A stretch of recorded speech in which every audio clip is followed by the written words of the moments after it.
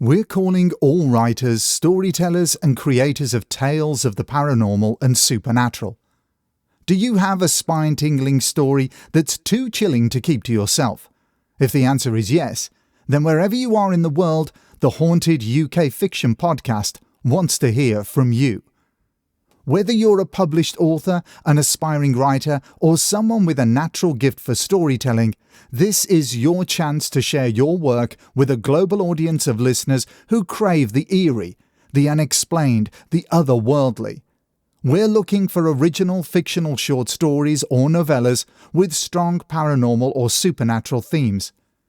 Your stories can be suspenseful, mysterious, atmospheric, terrifying, thought-provoking, even darkly magical. If your story is selected, we'll professionally narrate, record, mix, and master it into an audiobook-style format, then feature it on the show. You'll get a copy of the finished production to use however you like, and you'll retain full ownership of your work. There are no fees, no contracts, and no hidden jargon. Your story deserves to be heard. Whether it's a tale that's been haunting your notebook for years, or maybe something that you're finally ready to unleash, this is your chance to bring it to life.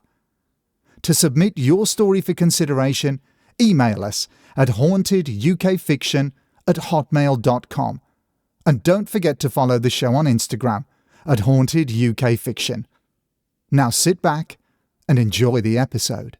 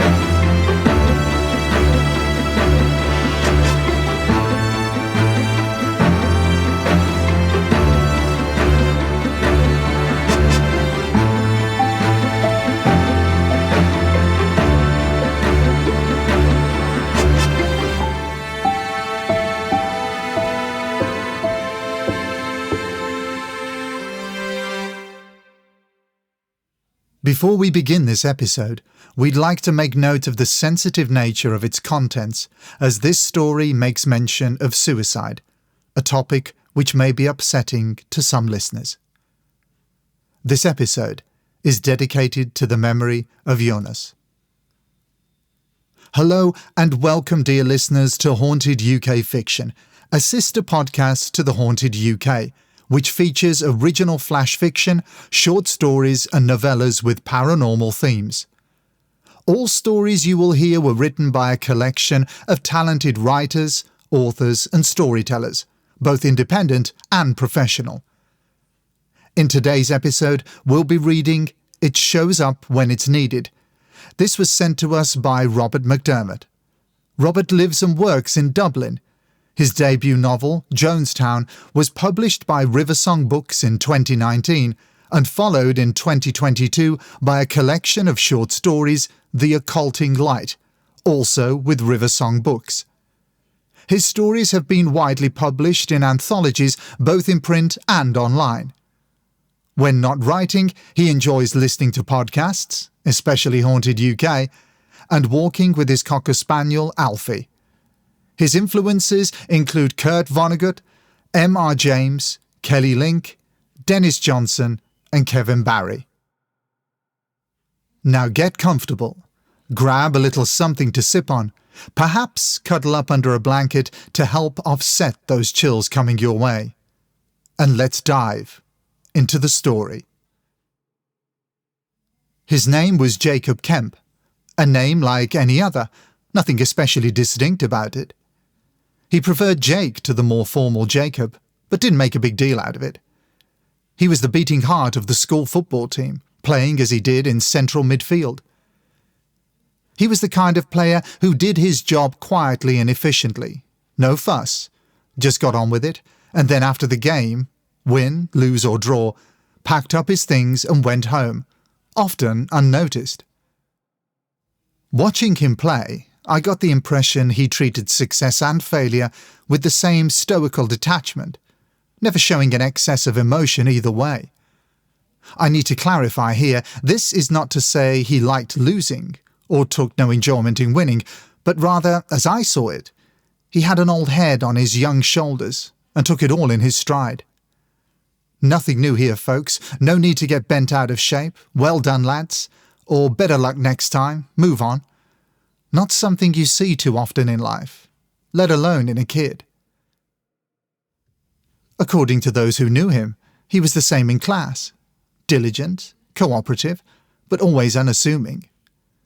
His English teacher, Miss Hutton, told me one time that reading his essays was occasionally humbling, for he would express a thought or consider an aspect of the human condition so succinctly that its truth would resonate long in the mind of the reader.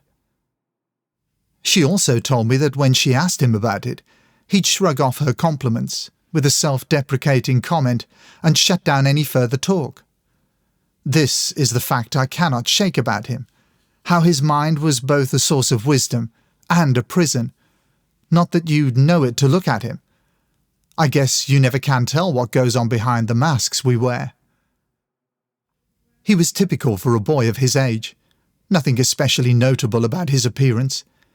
He had one of those smiles that was hard to read. I suppose it all lay in his eyes, which were as deep and lovely as a mountain lake in winter. The windows of the soul, so they say. No, all in all, Jacob was a good kid. Teachers liked him, the football coach praised his industry, and his peers enjoyed his company. As I said already, nothing new here. And then, one day, he was gone. He was only 17, just over 6,000 days. Funny how years seem longer than months, weeks, and days, even though the number of years is smaller. Yes, 17 years, about 900 weeks, just over 200 months, give or take. Doesn't seem long at all. He went from being a living, breathing kid to being ashes in an urn on a mantelpiece, or some private shrine in the space of a week. Cruel doesn't even begin to express how everyone felt about it. I don't know the details, and I don't want to speculate about his passing, but I hope it was quick. Thinking about what or how he was feeling during those moments takes me to a dark place, and I try to avoid doing so, but sometimes I can't help it. There was no mention whether he left a note. I suppose, as this story goes, it doesn't matter, and, as I said, speculation only takes you into the shadows. It happened in late June, and as school had broken up for the summer, a degree of confusion arose in the immediate aftermath of Jacob's death. The school did its best to consolidate information, provide access to counselling, and act according to its duty of care to the community. There were a string of emails and texts among the various WhatsApp groups. Shock and sadness, all the usual emotions and comments about how unexpected it was, and how no one would have suspected Jacob to end his life the way he did. My son Leo, who was in Jacob's class for a few subjects, didn't say much. Just that it didn't make sense. Nobody had it more together. He had a lot going on. He enjoyed his life, he said, and then went quiet. I couldn't stop thinking about it. I still can't. In the weeks after, I found myself awake at first light, something I wasn't accustomed to, and by the time school resumed in late August, I found I had so much time in the morning, I started going for a walk before work. I guess it helped me think, helped me to find the space to breathe and process the event. We lived near the school, and while I avoided it at first, feeling like I was intruding upon the grief of others, it soon became part of my route. Then, as the early days of October rusted the world, almost my entire walk took place within the grounds of the school. I felt drawn there. knowing full well what it was compelling me, even if I struggled to dispel my skepticism about such things. Guided, as I was by an unseen hand, I always found myself at the bench. It was tucked beneath a sprawling sycamore tree on the outer peripheries of the school. The tree was old and sturdy, the kind with roots that crack the earth and leaves as wide as tennis rackets. I pictured a timeline where students going back to the school's earliest days would climb the tree, structuring their play around it, believing it, like them, to be immortal. The bench, by contrast, was modest, stiff and very new, and sat facing the open field where the football team practiced. I assumed it had been put there during the summer, though why it was so distant from the areas of activity made me wonder who it was meant for. Without planning to, I sat on the bench. The air was cool, and a stillness antithetical to the hustle and bustle of the school surrounded me. I looked out at the grass where the lads had practiced, where Jacob had practiced, and I wondered what it was like to feel both admired and invisible. I'd first noticed Jacob at under 15 level. He was a centre-half then, taller than most of the other boys, strong too, moving with grace and power over the grass, much like an Olympic swimmer gliding through the water. Leo played back then, before other interests took up his time, and I would attend all his matches and sometimes go to practice if I had the time. I remember standing on the sidelines one cold November evening when I locked eyes with Jacob. I saw in his eyes an earnestness that transcended the usual parameters of focus and attention a sportsperson might have. Odd to think this given what happened, but in that moment, I felt he knew time was short, and that he didn't want to waste any of it. I was thinking about this when I heard a voice to my left. "You're early today?" I turned. A boy sat at the far end of the bench, leaving a gap big enough for maybe 2 or 3 people between us. He wore a school hoodie, and his light brown hair was untidy, as if blown by a strong wind. His face was at an angle where I couldn't make out its features, only the profile of his nose and chin. I felt as if something about him was off, not eerie or wrong, just off, as if he was somehow dimmer and softer, like the light didn't catch him quite the same way it did other things. "Jacob?" I asked, without being sure how I knew. He nodded. "You can call me Jake." And just like that, I was sitting beside a ghost. I took a minute to think of what to ask him, but when my question was ready, he'd disappeared like sand blown across a beach. I remained still for a moment, not out of some kind of fright or anything like that. The episode had been very peaceful, reassuring in a strange way, but to gather the words I wanted to say before leaving. In the end, I said I'd be back the next morning, and was happy to talk if Jacob had anything he wanted to talk about. I returned every morning after that. I felt it was the least I could do. Jacob was often silent. He would sit and watch the field, and then when I'd try to initiate a conversation, he'd vanish. I knew how this would play out, and told myself, as long as I was available, he'd say what he needed to say in his own time. Even if it took until the cold, wet days of December and January, I was committed to hearing what he had to say. As it so happened, the first words he said to me were about Leo. He recalled an under-15 game where Leo had won a penalty late in the game. "Leo wanted to take the penalty," said Jacob, "but the team captain decided he wanted to take it instead." I remembered the team captain trying to wrestle the ball from Leo. "You spoke to them," I said. "Calmed the whole thing down. It was Leo's penalty. He earned it. It was only fair he take it."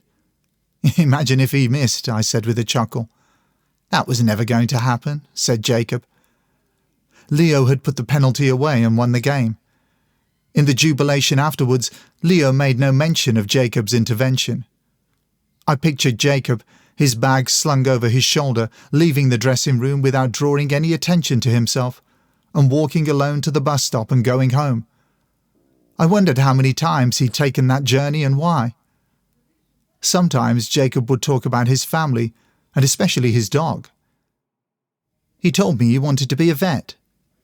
Though our conversations dealt with the ordinary ebb and flow of life and the memories these things generated, they were never boring and never lacked for meaning. After a few weeks, I sensed a connection and knew it was time to ask the hard questions.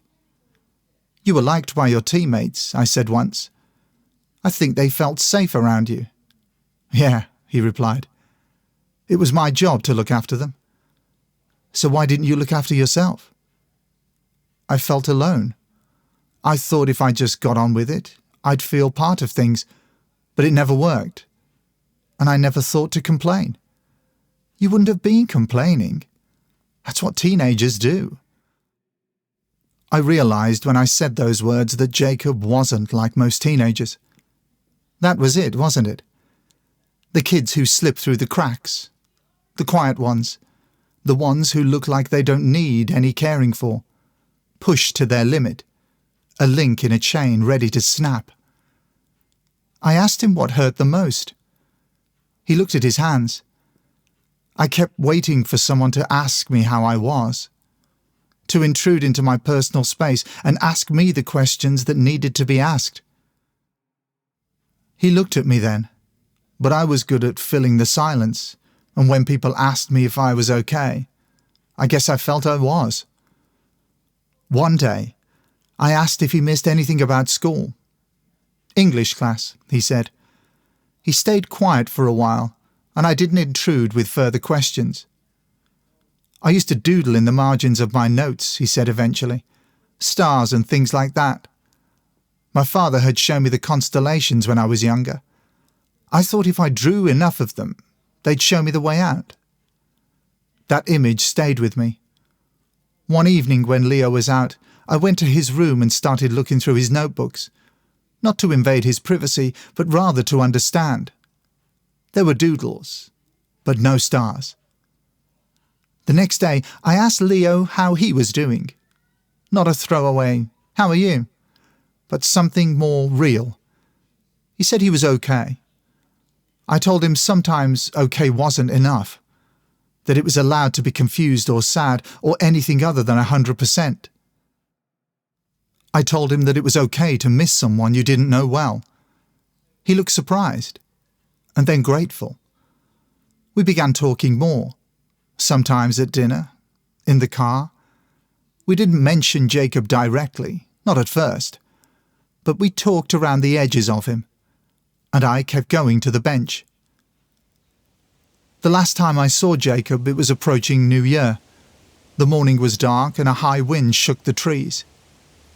He was already there when I arrived, but he looked different, lighter, less substantial. "I used to wonder if I mattered," he said.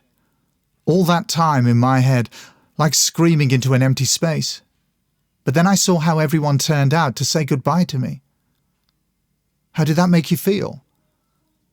"It gave me a sense of peace. Or maybe not peace. Maybe a sense of being still, quiet. It's hard to explain." I nodded. I understood the emotion in his words, even if I didn't understand their source. "You were seen," I said. He smiled. "Maybe not in time, but better late than never." The wind picked up again. His outline blurred slightly in the motion like the flickering of an image on a screen. "I should go," he said. "It's time someone other than you and I got use of the bench." "Can I ask you about that?" He looked at me. I saw in his eyes that he understood what I was about to ask him. He gave a small shrug. "It shows up when it's needed. Maybe I can arrange for something more permanent." He nodded and then stood. "Thank you for coming. I enjoyed our chats." "No worries. Did you get your answers?" He didn't speak. He just smiled, and then he was gone. No fade or dissolve. He was just gone. A few weeks later, I spoke with the school management, told them about putting a bench in the bottom field.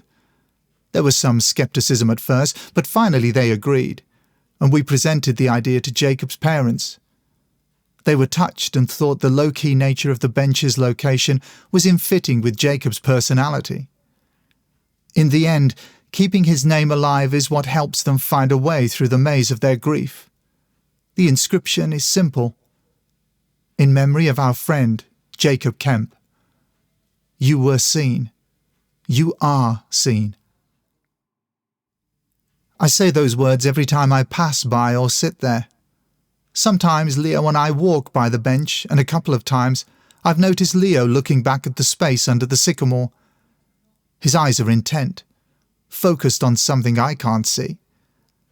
I've never asked him about it, and he has never volunteered an explanation.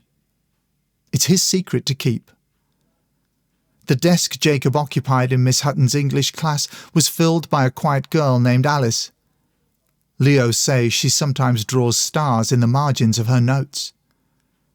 Last week, I asked him if she was okay. She likes some of the music I like. Music is a great way of connecting with people.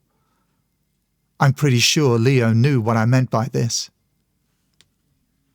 Yesterday morning, despite the darkness and the cold, I sat on the bench while the sycamore's branches rustled overhead. I hoped Jacob might appear, but knew he wouldn't. I thought about how there are quiet places in this world, where the forgotten are remembered, where silence finds its voice, and where some ghosts may finally be seen.